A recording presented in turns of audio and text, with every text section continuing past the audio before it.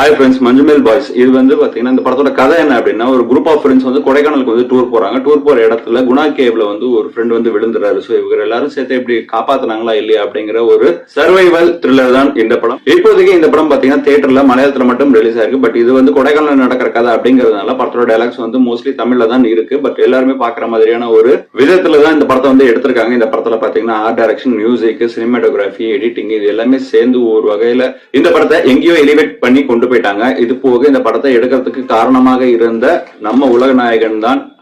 அவருக்கு இந்த படத்துல வந்து ஒரு வேற விதமான ட்ரிபியூட் கொடுத்திருக்காங்க. அந்த படத்தை நீங்க பாத்தீங்கன்னா உங்களுக்கு அது வந்து புரியறதுக்கான வாய்ப்பு இருக்கு. இந்த படம் ஆரம்பத்திலே பாத்தீங்கன்னா ஒரு 20 நிமிஷத்து வந்து கேரக்டர் எஸ்டாபிஷ்மெண்ட்டுக்காக எடுத்துக்காங்க. அதுக்கப்புறம் வந்து கதைக்குள்ள போயிடுறாங்க.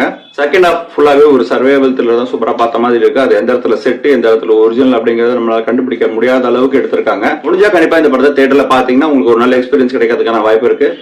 இது ஒரு மஸ்ட் வாட்ச் பிலிம் அப்படின்னு தான் இந்த படத்தை